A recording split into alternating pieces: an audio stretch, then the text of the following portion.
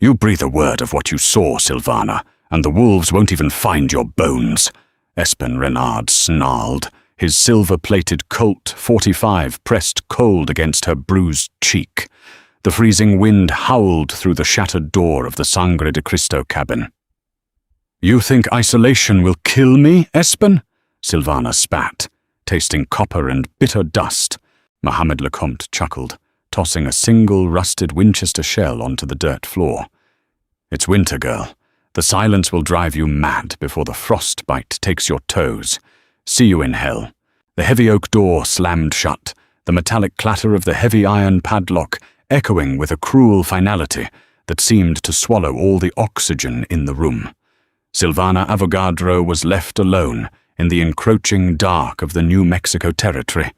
She was 70 miles from the nearest semblance of civilization, trapped in a derelict trapper's cabin halfway up the brutal spine of the Sangre de Cristo Mountains. It was late November of 1888, and the first major blizzard of the season was already beginning to scream through the towering ponderosa pines outside. She dropped to her knees, the icy, packed dirt of the floor biting through her torn velvet riding skirt. Espen Renard, the wealthy and utterly corrupt land baron of Santa Fe, had orchestrated this exile with meticulous cruelty. He hadn't just stolen her family's sprawling ranch and the lucrative silver deposits beneath it. He had stolen her voice. By framing her father for embezzlement and having her dragged into the wilderness by his dogs, he ensured the Avogadro name would simply fade into a tragic, unsolved mystery. For the first 3 weeks, the silence was a physical weight. It pressed against her eardrums, broken only by the shrieking wind and the groan of the cabin's timber. Mohammed Lecomte, Espen's ruthless enforcer, had been right about the cold. It was a living entity, creeping through the chinks in the logs, turning her breath into a fine mist of ice. She survived initially on a forgotten half-sack of mouldering oats and snowmelt.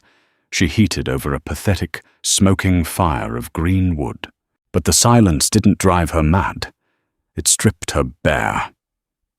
Every night, huddled beneath a filthy, moth-eaten Navajo blanket, she replayed the betrayal.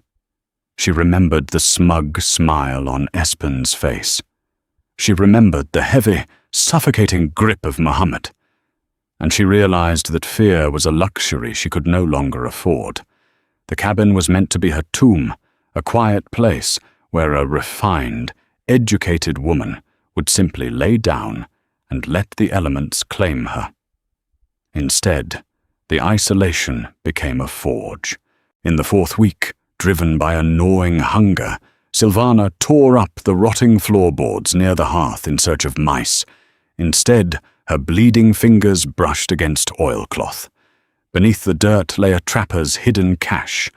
Inside was a heavy, rust-pitted, Sharps Point 50-90 buffalo rifle, a rusted hunting knife with a bone handle, and a heavy iron tin containing precisely 12 massive cartridges. Silvana held the heavy rifle, feeling the cold walnut stock against her cheek. She was no longer the frightened heiress sobbing in the snow. As she cleaned the weapon with rendered animal fat and scraps of her own petticoat, the silence of the cabin took on a new meaning. It was no longer an oppressive void. It was the quiet focus of a predator waiting for the thaw. Winter maintained its iron grip on the mountains until late March. January brought a freeze so deep the sap in the towering ponderosa pines froze and split the trunks with sounds like cannon fire. During those brutal, sunless months, the Silvana Avogadro of Santa Fe, the woman who wore imported French lace and played Chopin in lamplit parlors, died. The woman who took her place was something carved from the mountain itself. She used the heavy Sharps rifle to bring down a sickly mule deer in waist-deep powder. Tracking the beast had taken 2 agonizing days, her boots wrapped in layers of burlap and rabbit fur to stave off the rot of frostbite. When she finally pulled the heavy double-set triggers, The massive recoil of the .50-90 slammed into her, nearly dislocating her shoulder, knocking her flat into the snow. But the deer dropped. She learned to skin it with the bone-handled knife, her hands slick with hot blood that steamed in the 0-degree air. She learned to butcher, to scrape the hide, and to smoke the meat over green pinon wood so it wouldn't spoil. Her soft curves vanished, replaced by lean, ropey muscle. Her porcelain skin tanned and cracked, stained permanently with pine pitch and soot. But it was her mind that underwent the most profound change. Sharpened by absolute solitude, she meticulously planned her descent. She categorized her enemies not as people, but as obstacles. In early April, the great thaw began. The snowmelt turned the treacherous mountain trails into roaring rivers of mud and debris. It was then, on a rain-swept Tuesday, that she had her first human contact in over 4 months. A solitary figure rode up to the muddy clearing of the cabin on a shaggy, heavily laden Appaloosa. It was a hardened, independent trader named Linnea Sauer, a woman who braved the high passes to trade with the isolated Ute tribes. Linnea had been hired by Espen, through intermediaries, to confirm that the cabin was empty and the problem was resolved. She had expected to find a frozen corpse, perhaps a few scattered, gnawed bones to bury under a cairn. Instead, as she crested the ridge, she found a woman standing perfectly still on the porch. Silvana was wrapped in a crude deer hide, holding a massive sharps rifle, her eyes displaying a dead, unblinking stillness that made Linnea's horse nervously dance and snort. "Lord Almighty," Linnea whispered, pulling hard on the wet leather reins. They said the Avogadro girl was swallowed by a cougar down in the Cimarron Valley. They held a memorial for you in the plaza. "They were mistaken," Silvana said. Her voice was terrifyingly raspy from disuse, scraping like 2 river stones, yet it carried a chilling, undeniable authority. "Step down slowly. Keep your hands away from your coat. What is the news in Santa Fe, Linnea?" Linnea dismounted cautiously, keeping her hands visible. Silvana allowed her inside, and they shared a pot of real Arbuckle's coffee, a luxury Silvana hadn't tasted in an eternity, brewed over the hissing fire. The news Linnea brought was bitter as gall. Espen Renard had wasted no time. He had consolidated his power utterly, buying out the weak-willed town council and securing massive federal railway contracts using the newly stolen Avogadro silver deposits as collateral. He was living in her family home. "He's untouchable, Silvana," Linnea warned, wrapping her calloused hands around her tin cup, shivering despite the fire. "He's got the law entirely in his pocket. Sheriff Powell Salmon eats out of his hand like a whipped dog. And that backstabbing friend of yours, Tia Fried. Espen rewarded her loyalty. She's living in a new mansion on Canyon Road, wearing your mother's jewels to the opera." Silvana did not cry. She did not scream. Her eyes simply reflected the dancing orange flames of the hearth, cold and entirely devoid of forgiveness. "Tea. And Pavel.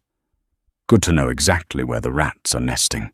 Before Linnea left the next morning, Silvana laid a heavy proposition on the table. She traded the remaining 40 pounds of smoked deer jerky, a pristine pelt, and her mother's heavy gold locket, the very last piece of her past she had managed to keep hidden in her boot. For supplies, Linnea handed over a pair of well-worn, oiled leather riding boots, a heavy waterproof canvas duster, a box of .45 ammunition, and a meticulously maintained Colt single-action army revolver with a hand-tooled gun belt. "You're riding down into a graveyard, girl," Linnea said, adjusting her Stetson as she mounted her Appaloosa, looking down at the wild woman with a mix of pity and profound respect. "Espen has 50 men between here and the plaza who would shoot you for $1. "No, Linnea," Silvana replied, strapping the heavy gun belt to her waist, the weight of the Colt resting perfectly against her thigh. I'm bringing the graveyard to them. The descent from the mountains took 3 days, a grueling trek through treacherous, mud-slicked switchbacks and swollen spring rivers. Silvana did not ride straight for the polished plazas of Santa Fe. She veered north. She knew Mohammed Lecomte operated out of the dusty, lawless outskirts of Taos, collecting debts and bleeding the local Puebloans dry to line Espen's pockets. She needed to test her newly forged edge, and Mohammed's brutal, arrogant neck was the perfect whetstone. Taos in the spring was a chaotic, foul-smelling mix of deep mud, crumbling adobe, and wandering livestock.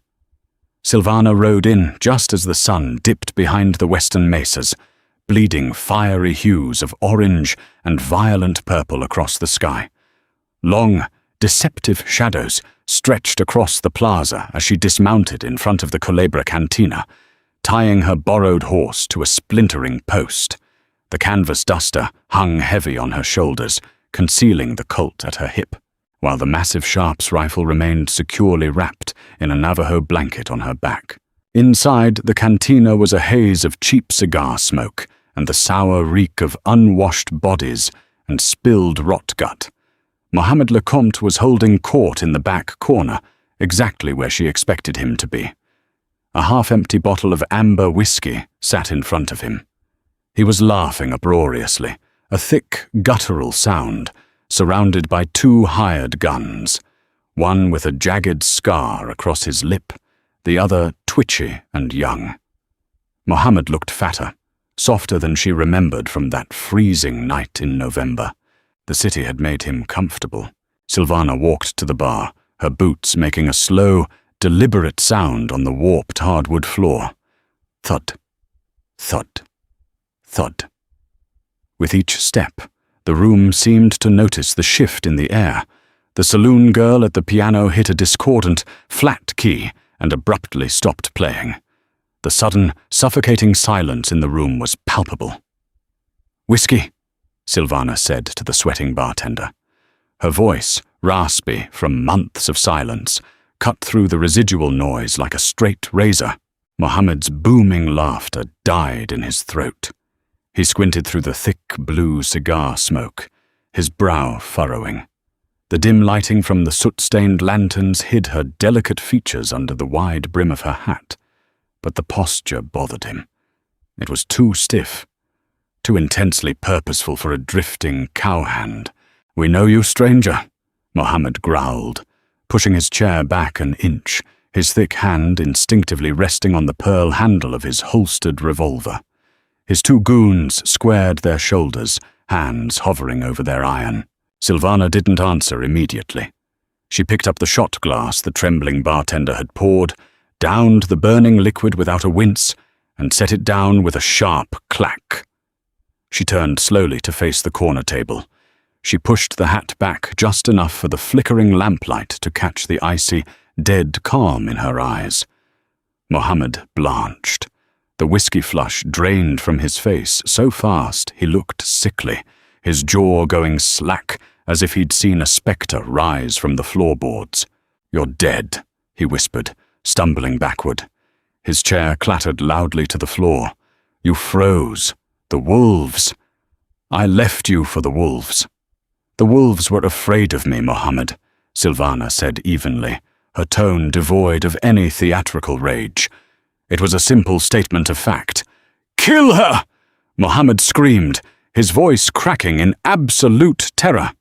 He lunged for his gun, hauling the heavy weapon upward, but the wilderness had taught Silvana the brutal, unforgiving economy of motion.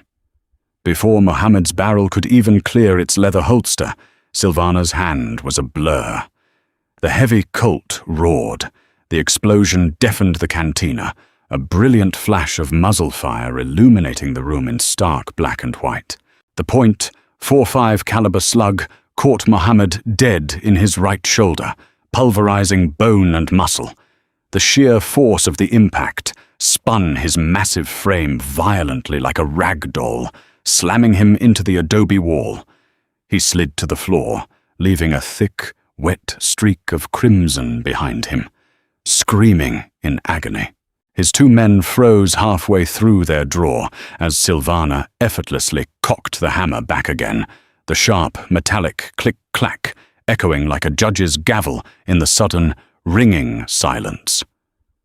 The barrel of her Colt didn't waver a fraction of an inch as she leveled it at the scarred man's chest. "Leave," she commanded them. Her voice offered no second warnings. The two hired guns looked at the bleeding, sobbing Mohammed, then back at the cold-eyed woman standing amidst the gun smoke. They didn't hesitate. They raised their hands and scrambled backward, bursting out the swinging doors into the muddy street. Silvana slowly walked over to Mohammed.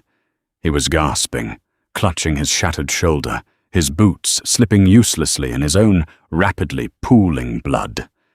He looked up at her, tears of pain and sheer disbelief streaking his grimy face.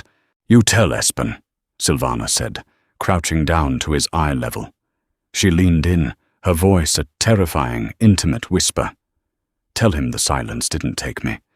Tell him to keep the fire warm, because I'm coming to put it out."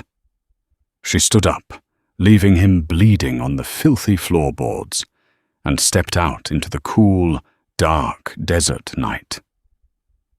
The first debt was paid. Santa Fe was a jewel of the territory, bustling with self-important politicians, ruthless railroad tycoons, and old Spanish money. Silvana arrived under the cover of a rare, violent spring thunderstorm. The torrential rain washed the thick Taos mud from her canvas duster, but the freezing downpour did absolutely nothing to cleanse the cold vengeance burning in her chest. Her first stop was not Espen. It was the upscale boutique on San Francisco Street. Through the rain-streaked, gaslit glass of the storefront, she saw Teafrid. Tea, her childhood confidant. The woman who had brushed Silvana's hair, shared her secrets, and then slipped a heavy dose of laudanum into her chamomile tea the night Espen's men came to drag her away. Inside the warm, perfumed shop, Tia was draped in a dark green silk gown, admiring a heavy silver brooch in the mirror. It was Silvana's grandmother's brooch. The sight of it, pinned over the traitor's heart, made Silvana's jaw clench until her teeth ached. The brass bell above the door chimed softly as Silvana entered, bringing a gust of wet wind with her. "We are closed, I'm afraid. You'll have to come back," Tia began, turning around with a practiced, aristocratic smile reserved for the wealthy. The smile shattered instantly. Tia backed away, her eyes wide with horrified recognition, knocking over a delicate display of imported Belgian lace. "Silvana! Oh my God. You... Oh, merciful heavens, it can't be. Save your prayers, Tea. You never believed in heaven anyway," Silvana said, casually reaching behind her and locking the heavy brass deadbolt on the door. The sound clicked with ominous finality. "Espen made me do it!" Tia sobbed, her legs giving out. She sank to her knees, the expensive green silk pooling uselessly on the polished floorboards. "He said he would ruin my family's trading business if I didn't help him. He told me he was just going to send you to a convent in Mexico. I swear on my life, Silvana, I didn't know he meant to kill you. You always were a terrible liar," Silvana said, her boots squeaking wetly as she stepped closer. She didn't draw her gun. She didn't need to. The pure, radiant malice rolling off her, the raw, feral energy she brought from the mountains, was enough to make Tia hyperventilate in sheer panic. "You sold my life for a mansion on Canyon Road, for the privilege of wearing my mother's jewelry." Silvana reached down, her rough, calloused fingers closing around the silver brooch. With a sharp yank, she ripped it from Tia's dress, tearing the fine silk and ignoring the woman's pathetic gasp. She dropped the brooch into her duster pocket. "Where is the deed, Tia?" "The real deed to the Avogadro ranch. the one my father supposedly signed over. "Radka!" Tia blubbered hysterically, pointing a trembling manicured finger toward the general direction of the train depot. "Radka Hoffman has it. She's the financier from Europe. Espen just plays the king in this town, but Radka holds the real papers in her private vault. Please, Silvana, I gave you what you want. Spare me!" "You're spared," Silvana whispered, leaning in so close Tia could smell the rain and leather on her. "But you're going to pack your bags right now. If you are still within the borders of Santa Fe when the sun comes up tomorrow, I will come back for you. And I won't ask questions." Leaving the weeping, broken traitor behind, Silvana slipped back out into the storm, moving like a phantom through the rain-lashed shadows toward the sheriff's office. Sheriff Pavel Saman was a man who hid his deep-seated cowardice behind a tin star and an air of bureaucratic authority. Silvana found him alone in his office, his boots up on his desk, meticulously counting a stack of $20 gold eagles, while a half-empty bottle of expensive bourbon sat at his elbow. She didn't bother with the front door. Moving to the alleyway, she wrapped her duster around her arm and violently kicked out the back window of his office. She stepped through the showering, shattered glass, with the massive Sharps rifle leveled dead at his chest before Pavel could even flinch toward the sidearm hanging on the coat rack. "Evening, Pavel," she said warmly, a terrifying conversational contrast to the cavernous barrel of the buffalo rifle aimed at his heart. Pavel threw his hands up so fast he knocked over the bourbon, the amber liquid spilling over his precious gold coins. His eyes bulged, his jowls shaking. "Silvana, look, please, I just enforced the law. The judge signed the eviction. I didn't have a choice." "You enforce Espen's law," she corrected sharply, cutting off his pathetic excuses. She reached into her coat, tossing a blank pad of paper and a fountain pen onto the bourbon-soaked desk. "You're going to write down exactly how Espen framed my father. You're going to detail the forged ledgers, every bribe you took to look the other way, every stolen acre of Avogadro land, and every drop of blood on your hands. If I write that, Espen will gut me like a fish," Pavel protested, sweat pouring profusely down his plump, flushed face. "He owns this town. If you don't write it," Silvana said, her thumb pulling the heavy hammer back on the Sharps with a menacing, heavy click, "I will paint this office with you right now. Take your pick, Sheriff. The pen or the pine box." Trembling violently, sobbing softly into the quiet room, the Sheriff of Santa Fe picked up the pen and began to write his own professional obituary. Radka Hoffman was a woman of icy, terrifying sophistication. A European expatriate and financial mastermind, she viewed the American West not as a wild, untamed frontier, but as a rudimentary chessboard waiting to be conquered by capital. She didn't trust local banks.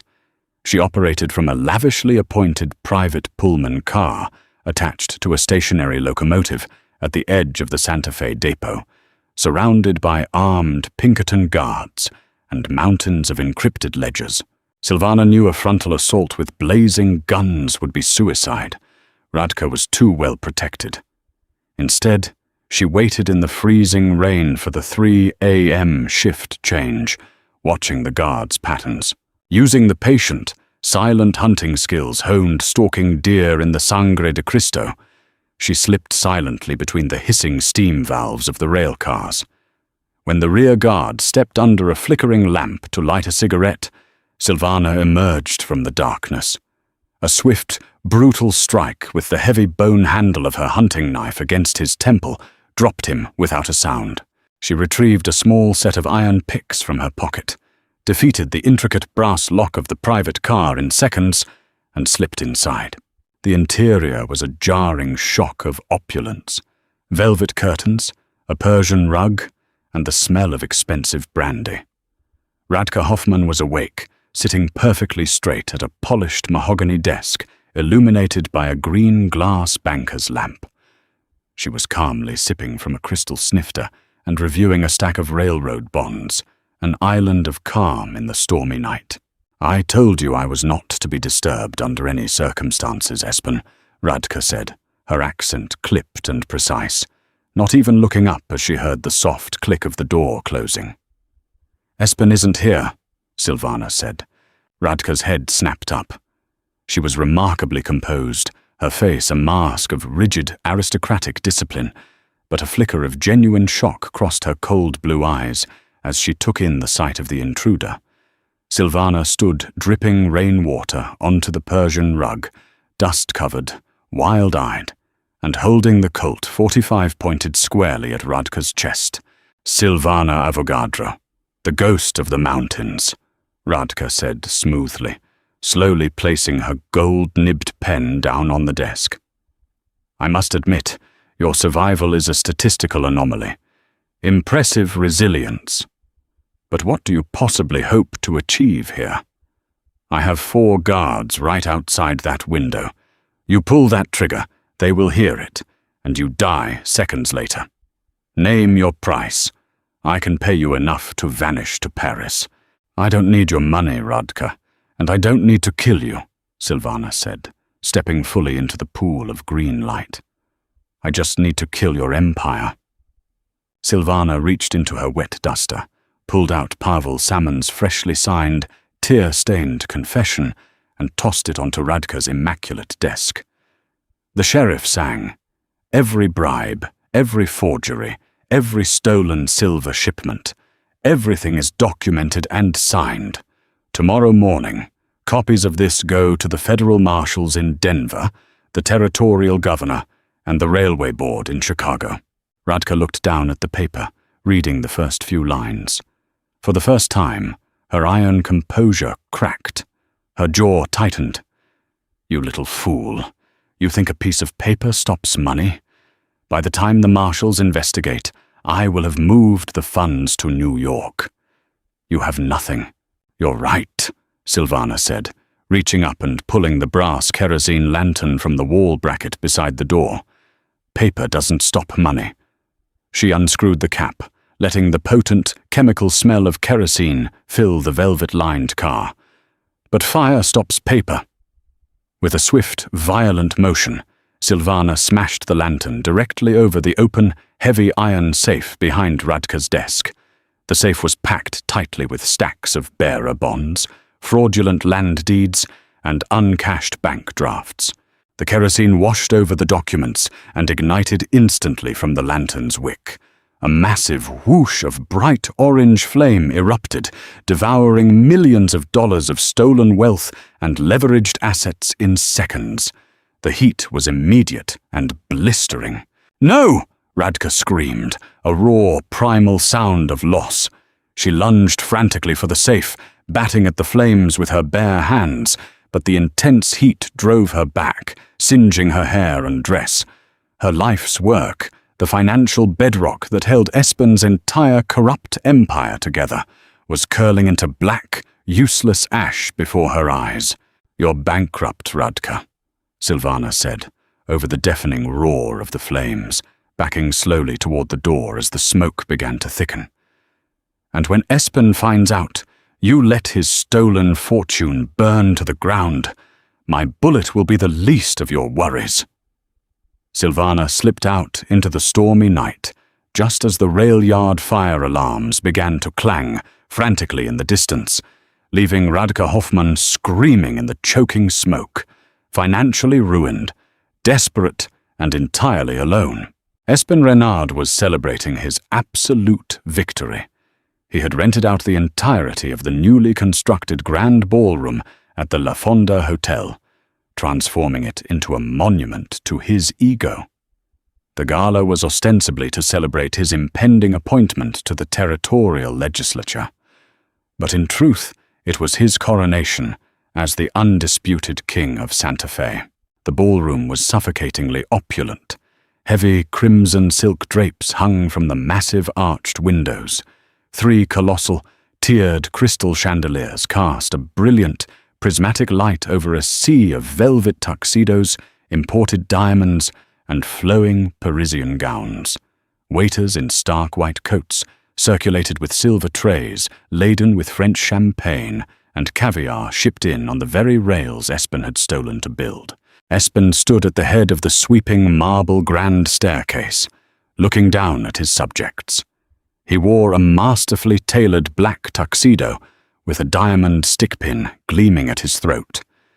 He raised a crystal flute, a smug, untouchable smile painted across his handsome, patrician face as he prepared to deliver a toast to the civilizing of the wild territory. He never got to speak the words. The heavy, 12-foot mahogany double doors of the ballroom didn't just open. They were kicked inward with a concussive crash that echoed over the din of the crowd. The impact sheared the brass lock cleanly off the wood. The string quartet, halfway through a waltz, screeched to a discordant halt. The laughter died instantly. A paralyzing, suffocating silence rolled through the hundreds of elite guests like a physical wave. The crowd gasped and naturally parted, creating a wide aisle straight down the center of the room. Silvana Avogadro walked into the glittering, perfumed room. She was a stark, jarring abomination against the elegance around her. Rainwater dripped from the brim of her low-pulled hat. Her canvas duster was heavily stained with Taos mud, horse sweat, and soot from Radka's train car. The heavy gun belt hung low and lethal on her hip. But it wasn't the dirt that terrified the room. It was the profound, feral emptiness in her eyes. They were the eyes of a wolf that had starved in the ice, survived the thaw, and finally come down from the mountain to reclaim its territory. Clack, squeak, clack. Her muddy boots left deep, dark tracks on the pristine white marble as she walked slowly toward the staircase. Espen's champagne glass slipped from his suddenly numb fingers. It hit the marble stairs, shattering into 100 glittering shards. It's a trick," he stammered, his voice losing its polished baritone, cracking like a frightened child's. He gripped the polished banister so hard his knuckles turned white. All the blood drained from his face. "Guards! Shoot this vagrant! Someone shoot her!" He had a dozen armed men scattered through the crowd, wearing ill-fitting suits. But none of them moved. They had heard the panicked telegraphs from Taos about Mohammed. They had seen the towering plume of black smoke rising from Radka's train depot. And they saw the way Silvana walked, a woman who had already died once and had nothing left to fear from bullets. "They won't help you, Espen," Silvana's voice projected clearly across the vast, silent ballroom. It wasn't a yell. It was a cold, carrying rasp. She stopped at the base of the stairs, looking up at him. "Mohammed is bleeding out in the dirt of Taos. Teir is halfway to Albuquerque in a stagecoach. Pavel Salmon gave a full, written confession to the federal marshals an hour ago." She paused, letting the silence twist the knife. "And Radka's precious fortune is currently drifting as black ash over the train depot." Frantic, panicked whispers erupted through the crowd. Mayors, judges, and railroad executives began subtly edging toward the side exits, desperate to distance themselves from a man whose empire was dissolving before their eyes. "You're lying! You're a ghost! You died in the snow!" Espen shrieked, entirely losing his aristocratic veneer. He was unraveling, revealing the desperate, pathetic thief underneath the tailored suit. In a blind panic, he reached into his jacket and drew a silver-plated, two-shot Derringer. He aimed wildly down the stairs, his hands shaking with uncontrollable terror. Silvana didn't flinch. She didn't seek cover. With a speed that made the room gasp, she drew the Colt single-action army from her hip. She didn't aim for Espen's chest.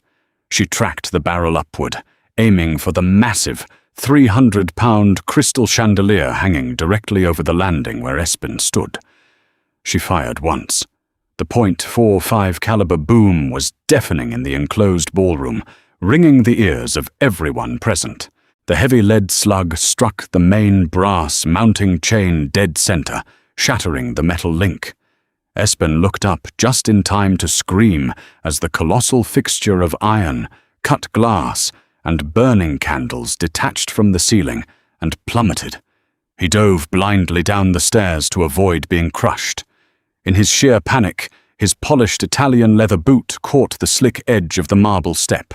He pitched forward, tumbling violently head over heels down the grand staircase. The sickening sound of snapping bones and tearing silk accompanied his fall. He landed in a pathetic, groaning heap at the base of the stairs, coming to rest right at the toes of Silvana's mud-caked boots.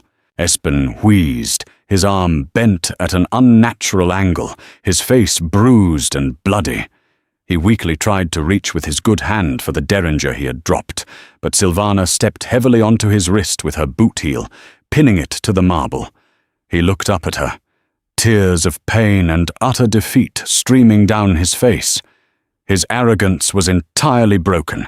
He was nothing but a frightened man on the floor.